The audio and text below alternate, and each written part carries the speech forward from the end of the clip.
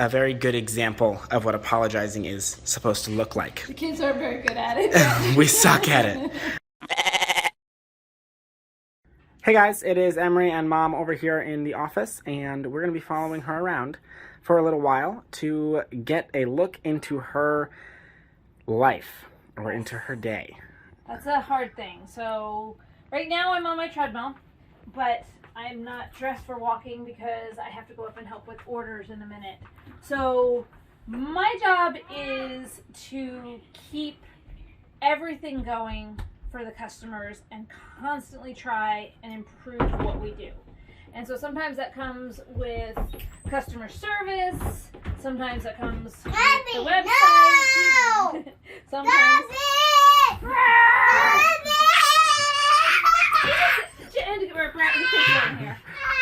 It's okay. He's fine. It's fine.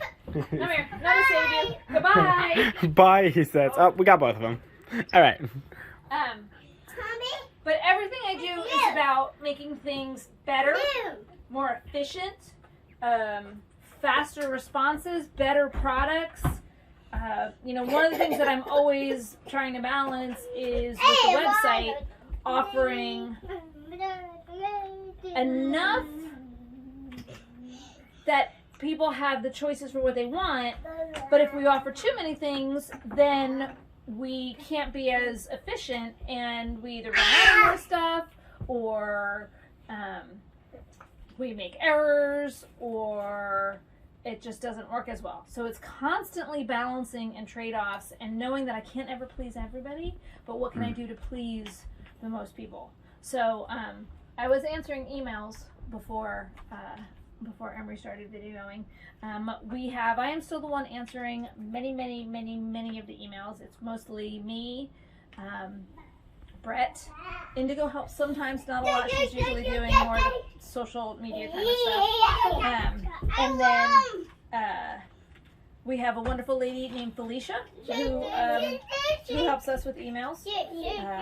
But she is very close to having her second child, so she won't be helping us for a while because she's taking care of her new baby. And Coulter's girlfriend Katie is starting to learn how to help with some of the emails. So that's a lot. We've also just made the recent decision to change our voicemails and our what? I said, oh yeah. Our phone, because we had a lot of problems with answering the phone calls. So we don't get enough phone calls to have a dedicated person sitting there waiting for the phone. And so the phone calls were always interrupting us from doing other work when we even heard them, right? So sometimes you're in the soap room and you don't even hear the phone ring. Or if you do, you have to stop. But then if you have a customer in the farm store and the phone rings, and what do you do? And then out here, we've got loud babies all the time. So, and some customers are wonderful with not minding babies in the background, but some people either are a little grumpier with that, which is okay, but more importantly, they have trouble hearing. He keeps throwing himself backwards. And so we made the very difficult decision to have a voicemail system. And that's not something we've ever had before, but what it allows us to do is provide more information when people call in and get the voicemail system, and then we can call them back when it's quiet. So like right now, so somewhere I have my headphones. This is a mess over here, but here's my headphones.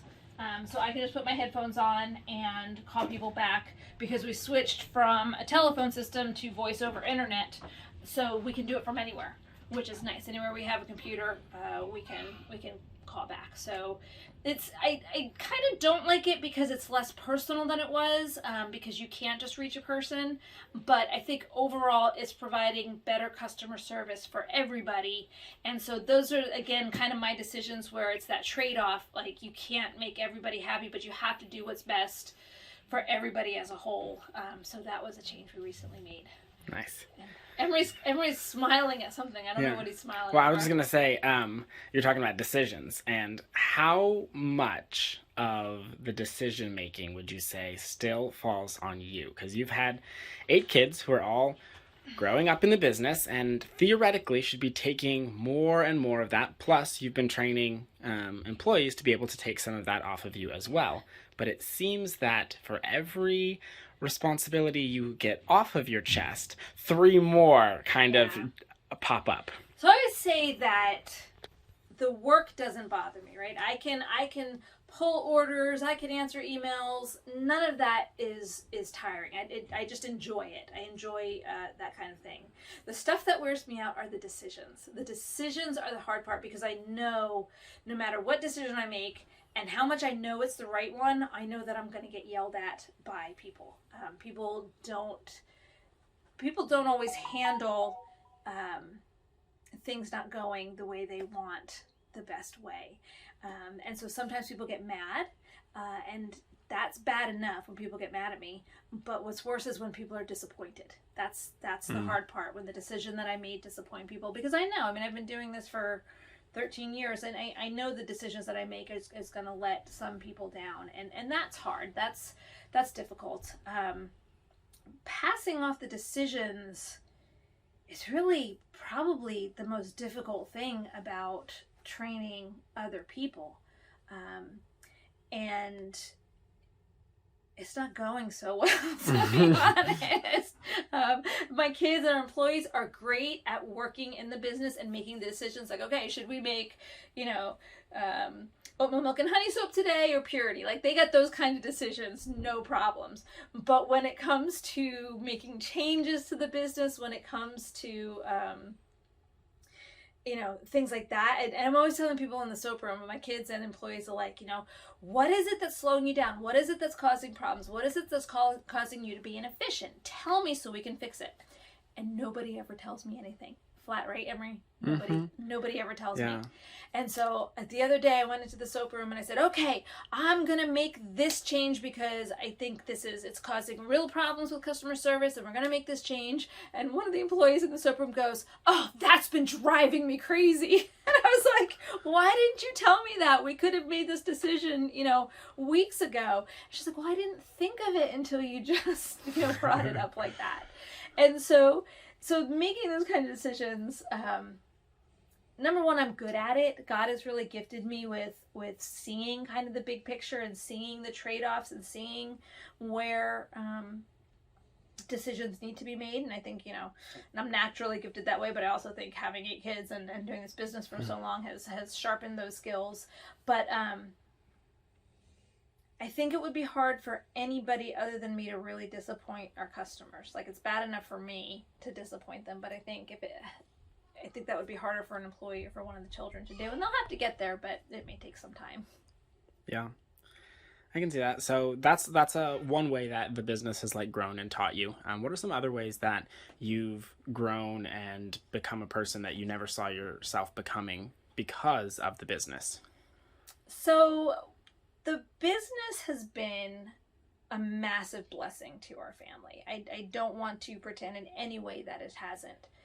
But I've had to give up a lot of things to be able to have the business, and I've had to watch my children give up a lot of things to have the business. And the things we've given up, while they're sad, the classic example I use all the time is my kids had to stop music lessons, which was really hard for me to do. But what I've learned from all of that is it's all about opportunity cost, right? It's all about every decision you make, and something that you choose to do is something that you can't do. It's something that you have to give up. And so I look at things a little bit differently now. I look at them in a way that says, okay, I really want to do this. Is it worth giving up this? And a lot of times it's yes, and a lot of times it's no. And so it's not a matter of like when I was younger and I thought, oh, I can do everything, right? You can make everything happen. I've quickly learned that really isn't possible. And I've had to be strategic, and I've had to be intentional about what it is I'm willing to give up and what it is I'm willing to have the children give up. as we make decisions. So that's been a big change. Okay. So with all of the decisions that you make, right? Clearly you've made some decisions that you've later come to regret, right? Always. Because that's how everything works. Yeah, try, Are there any comical decisions that you've made, or just decisions of interest that you're like, I've just got to tell you about this one time? If there's any that come to mind. I wish one would come to mind, because that would be a really fun thing to share.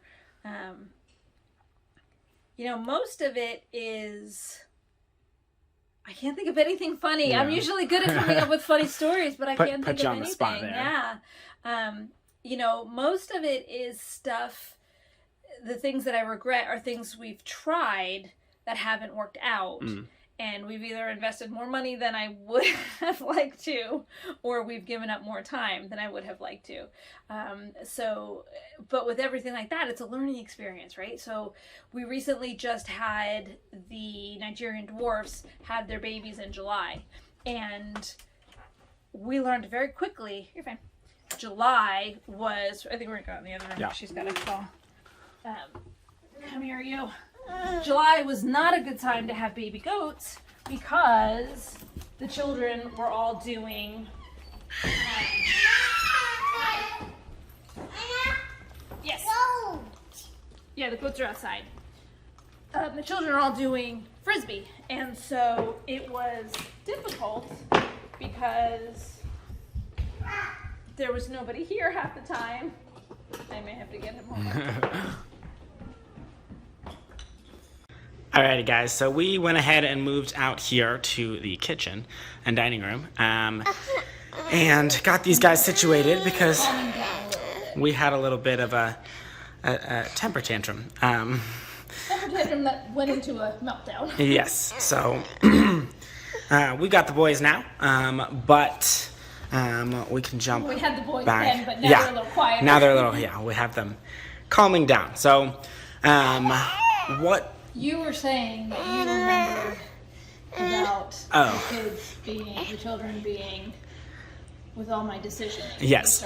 So mom is very good about decision making and being quite humble about it, in the fact that she knows she makes mistakes, and she has no problem saying, I was wrong, I'm sorry. A very good example of what apologizing is supposed to look like. The kids aren't very good at it. We suck at it. We're all a little more on the prideful side of things. And convinced you're right. You're young. When you're that young, you're convinced you're right and everything, and that you know what's best, and nobody else can possibly know as or can possibly be as smart as you are at that age. But yeah, we definitely like to say, I told you so. It's one thing we hear a lot from our siblings. When we're right, everybody has to know about it. So that's kind of one thing that... Yeah, so when you're running a business, you have to take risks. It's really hard to run a business and play everything safe and succeed. And so because you have to take risks, you end up, making bad decisions. You end up losing money because you did things that you shouldn't have done. But you have to try. You have to try, because that's the only way to find out what does work, is to find out what doesn't work. You want peanut butter too? So Nona's favorite foods is peanut butter, and so so we get them in large tubs. Yeah, and we like to share them with our grandkids. I was gonna say, I also, growing up, didn't know this was a large tub of peanut butter. This is just, it's like 80 ounces, 5 pounds of peanut butter. Like, what's wrong with that? Wait, that's not normal? And people don't eat it with a spoon? Where's my spoon? Is that a knife? And then do they not realize that you take the spoonful of peanut butter and dip it into melted chocolate, and that's how you eat it? Yeah, it gets pretty crazy. Landon still has chocolate under his. He does. We definitely saw that earlier. Okay, so is there anything that you have pushed for, or I know there are, but can you think of anything that you've pushed for, and then through other people being like, have you ever been convinced of something by other people that you were wrong or that you shouldn't do something? You're talking about the business? Yeah, in the business. Because typically when you set when you've set your mind to something and have decided that you think it's a good idea, it typically means you've put an extensive amount of research into it already. You kind of know what you're talking about. And most other people don't have as much thought put into it as you do already. Yeah. So there are, and I don't say this pridefully, just because just the way it is. I'm right 99% of the time when it comes to the business, right? Because I have so much experience, because I give it so much thought and a lot of prayer before I do things. And I think about things for a long time before they do it. But I also know that I am not perfect and that there's going to be 1% or higher that I make a mistake on. So the one that recently comes to mind is about 6 months ago, I decided to rearrange the soap room. And Coulter wasn't very excited about that. Don't bite me. Excited about it, and I was like, no, this will be great. And I switched this is silly, but we'd always run the soaps this way, and I changed them to the running this way. And it's like, you stopped feeding me. Yeah. And let's say about 2 months ago, I went up one day and I was like, yeah, I don't like it, and I put it all back the way it had been. And Coulter just kind of rolled his eyes at me and looked at me. But again, it was something. It took me a couple hours. The first time I did it, and it took me a couple hours the second, to put it all back. But it was, I'll do a lot to save a couple of steps, right? Because if everybody in the soap room is taking a couple of steps over and over and over, then it's gonna get loud in a second. It matters. It matters to save them. So we're always doing those kinds of things. But yeah, no, I try a lot, and it doesn't all work, but a lot of it does. Okay. So more peanut butter. So is there a child or employee of yours that I don't want to say opposes is the best word I can come up with, but I don't want it to have like the negative, like just like challenges like you or like disagrees with you the most? And you can say a few for different areas. Yeah. So there are definite things that we haven't cleaned up after lunch. That's kind of what's in here. I was about to mention that too. Coulter does not like to spend money, and a lot of the things that I want to try involve spending money, and so that we tend to butt heads about that a lot, because I am the first to admit that a lot of the things I try, the money ends up getting wasted because it's not going to work. But I also know that if I want this business to be here for the next 20 years, I can't just do the same thing from now until then and still expect to be a healthy, viable business. So that's definitely, I butt heads with him on that. You're usually pretty easygoing. You're usually, like, if I butt heads with you, it's more about I want you to do something at a different time. Right. But you're usually pretty easygoing. The girl, who's a big boy? Oh. The girls are in a phase where they don't like changes. Wait, are they like 14 and 15 or something? Yeah, it's a teenage thing. They don't like changes. Fletcher has a unique view on the world, so that we can butt heads with a little bit. Graydon's pretty easyagoing. Graydon just gets away. Like, if he doesn't want to do something I want to do, he just finds a way to ignore it. That doesn't sound like Graydon at all. Yeah. And Hewitt's pretty easygoing with what he wants, and same thing. We call him disappearing boy. If he doesn't want to do something, he tends to just kind of fade away. But yeah, no, most people don't give me outright grief except for Coulter. Yeah, that sounds about right. He's the one who he just keeps throwing himself backwards. He does. You're good. All right. Well, Stop that. is there anything that you wanted to kind of mention, talk about? Yeah. You know, I always just want to, number one, give God the glory for this, because I always say this business is His, and I'm just stewarding it. Every success we've had, every, you know, the growth, the way that it helps customers and just relieves so many people with skin problems and stuff, that's all God. We're just stewarding that for Him. And then the next thing is just how proud I am of the children for everything they do, for how hard they work, that they want to keep doing. Silly. You know, and then it just throws me to my toes that my kids know how to work, that they don't think of it as a bad thing. You know, not that they want to do it all the time, every day, but that they don't think of it as a bad thing, and that, you know, the next generation is hopefully gonna fit right in and keep doing that, right? I mean, if the amount of peanut butter and chocolate that you consume and Landon consume is any tell, he'll fit in just fine. Yes. Did that chocolate harden up? It's not even melted anymore. I don't even know where your spoon went. You've got a knife going there. So we may have had, before the pandemic, you know, we sold candy and fudge and all of that. And so we may have several thousand pounds of chocolate, and I'm not exaggerating. Several thousand pounds of chocolate. But it's dark chocolate, so it's like healthy. Yes. So Landon and I are just doing our jobs and going through and using it up. Should we show people the brick? We can show people the brick. Did it get put away? No, there's a little brick here. Oh, that's not even. This is the little brick, just to kind of put it in perspective. And we just kind of break off pieces and then get to munch on it. Here, we'll show them So this is one of, how many of these do you think we have? Oh, we gotta have at least 50. We've got approximately 50 of these.